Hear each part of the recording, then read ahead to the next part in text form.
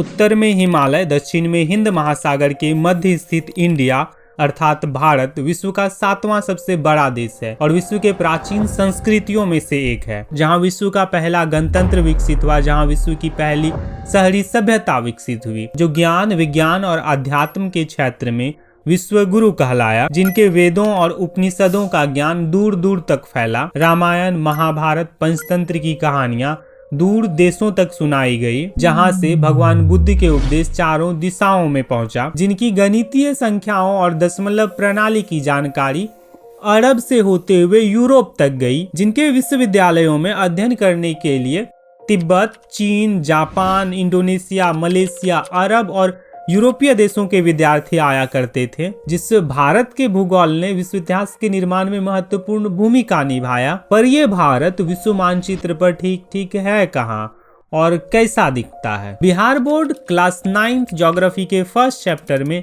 हम इन्हीं चीजों का अध्ययन करने वाले हैं।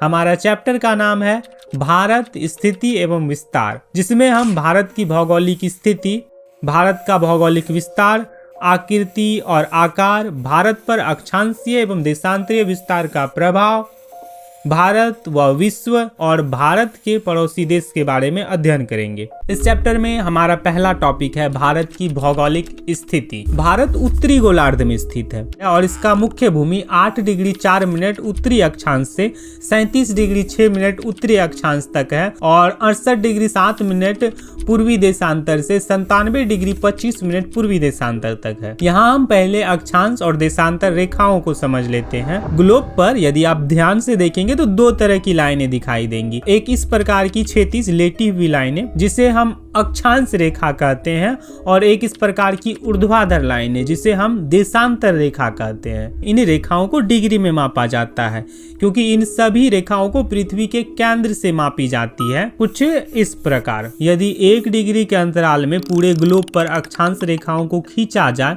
तो अक्षांश रेखाओं की संख्या 179 होगा। 0 डिग्री से ऊपर 89 रेखाएं, 0 डिग्री से नीचे 89 रेखाएं और एक 0 डिग्री वाली रेखा, कुल 179 हो जाएगा। ग्लोब के बीचों बीच गुजरने वाली अक्षांश रेखा को 0 डिग्री अक्षांश माना गया और इसे विषुवत रेखा भी कहते हैं। यह रेखा पृथ्वी को 2 बराबर भागों में बांटती है। ऊपर वाला भाग उत्तरी गोलार्ध और नीचे का हिस्सा दक्षिणी गोलार्ध कहलाता है। विषुवत रेखा से ऊपर वाली अक्षांश रेखाओं को उत्तरी अक्षांश कहते हैं और विषुवत रेखा से नीचे वाली रेखाओं को दक्षिणी अक्षांश कहते हैं। जैसे भारत विषुवत रेखा से उत्तर में 8 डिग्री 4 मिनट उत्तरी अक्षांश से 37 डिग्री 6 मिनट उत्तरी अक्षांश के मध्य स्थित है। 23 डिग्री 30 मिनट उत्तरी अक्षांश को कर्क रेखा कहा जाता है।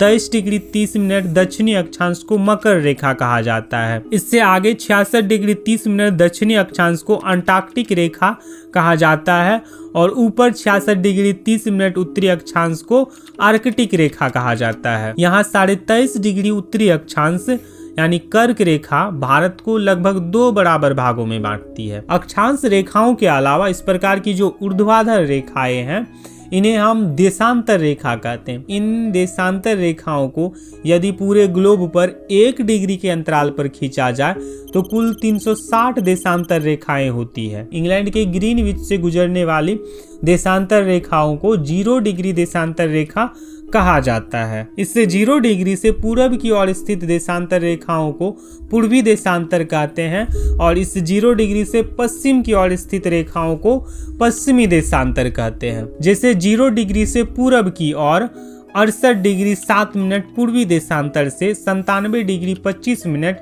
पूर्वी देशांतर तक भारत का विस्तार है। ये सभी अक्षांश और देशांतर रेखाएं काल्पनिक है।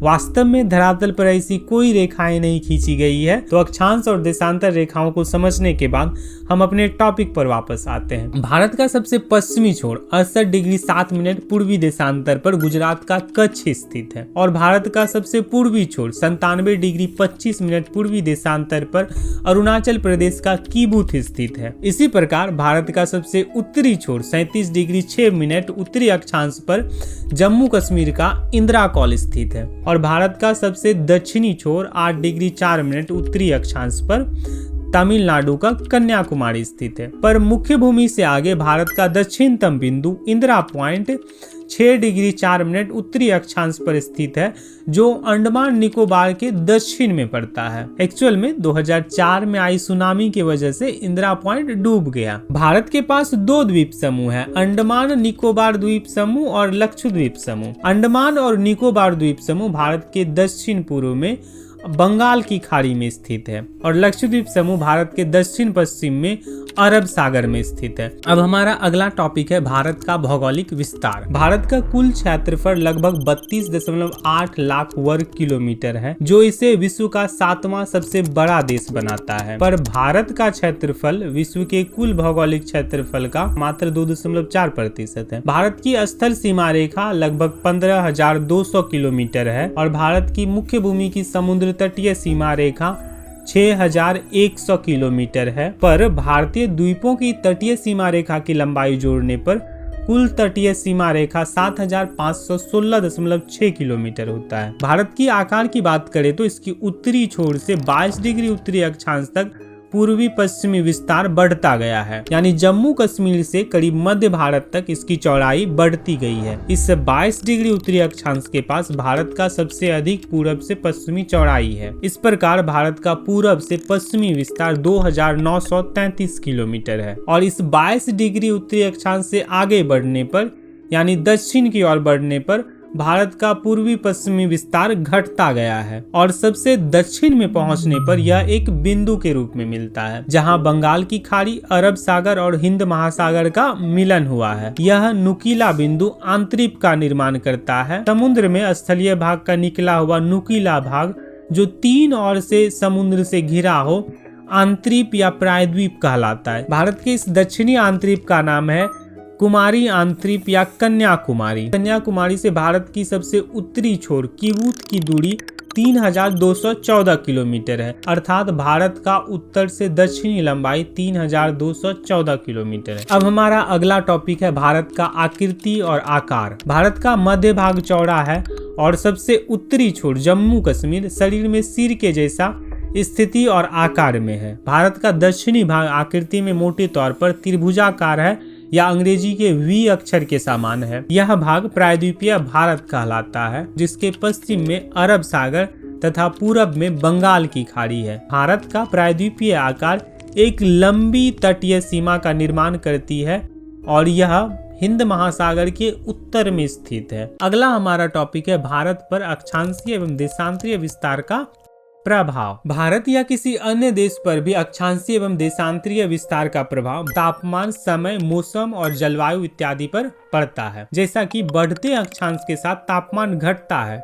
ऐसा इसलिए होता है कि 0 डिग्री अक्षांश पर यानी विषुवत रेखा पर सूर्य की किरणें सीधी पड़ती है और विषुवत रेखा से जैसे जैसे हम दूर जाते हैं अक्षांश बढ़ता है और सूर्य की किरणें तिरछी होती जाती है, जिससे ध्रुवीय क्षेत्र कम गर्म रहता है या पूरी तरह ठंडा रहता है और वहीं विषुवत रेखा का क्षेत्र अधिक गर्म रहता है। जिसे उदाहरण के तौर पर विषुवत रेखा से निकट होने के कारण केरल और तमिलनाडु में हमेशा तापमान अधिक रहता है और वहीं जम्मू कश्मीर और लद्दाख में, जो कि विषुवत रेखा से दूर है, वहां तापमान हमेशा कम रहता है। तापमान का सीधा प्रभाव वहां की खेती, खान पान, वेशभूषा और दिनचर्या पर पड़ता है। 23 डिग्री 30 मिनट दक्षिणी अक्षांश मकर रेखा से 23 डिग्री 30 मिनट उत्तरी अक्षांश कर्क रेखा के बीच के क्षेत्र को उष्ण क्षेत्र या उष्ण कटिबंध कहा जाता है, क्योंकि इस क्षेत्र में सूर्य की किरणें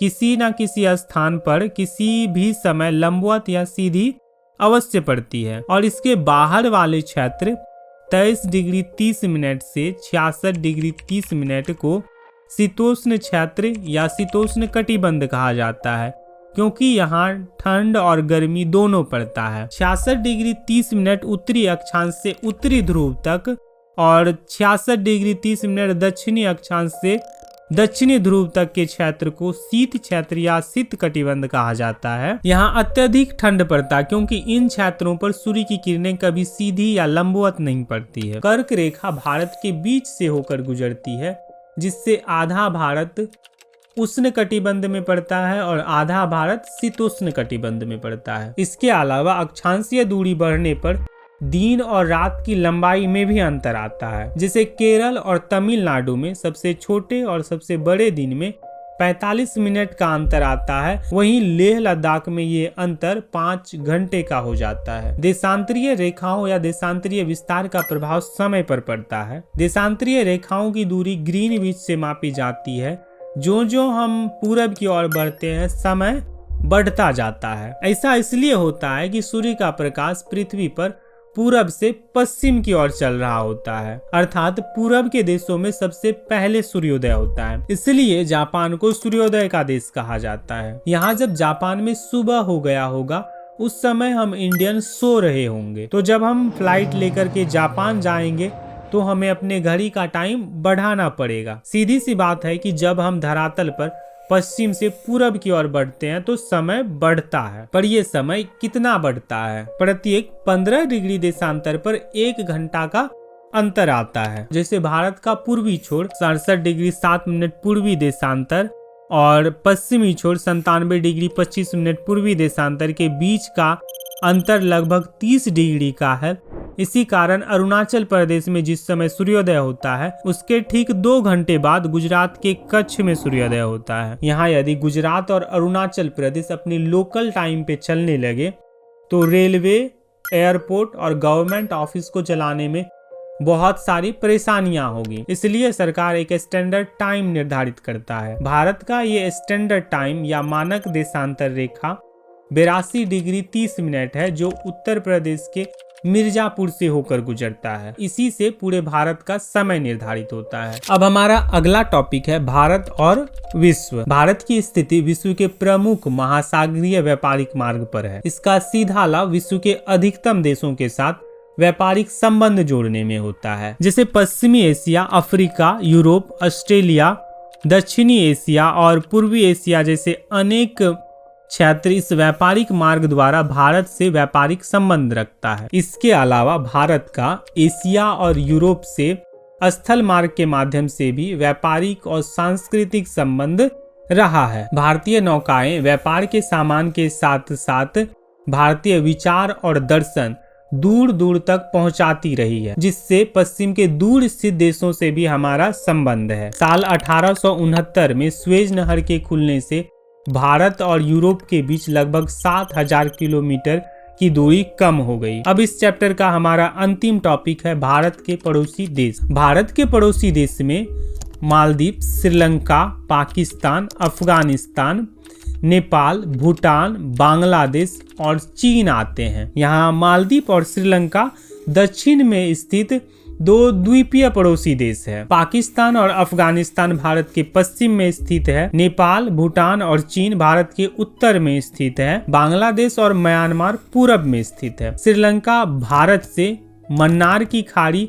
और पाक जल संधि द्वारा अलग होता है। भारत और पाकिस्तान के बीच अंतर्राष्ट्रीय सीमा रेखा रेडक्लिफ लाइन है। भारत और चीन के बीच अंतर्राष्ट्रीय सीमा रेखा मैकमोहन लाइन है। भारत तथा इनके 7 पड़ोसी देश मालदीव, श्रीलंका, पाकिस्तान, अफगानिस्तान, नेपाल, भूटान और बांग्लादेश ने मिलकर आर्थिक व सामाजिक विकास के लिए 8 दिसंबर 1985 को एक संगठन बनाया, दक्षिण एशिया क्षेत्रीय सहयोग संगठन, south Asian association for regional cooperation. इसे सार्क और दक्षेस भी कहते हैं। तो आज का क्लास बस इतना ही, मिलते हैं नेक्स्ट क्लास में।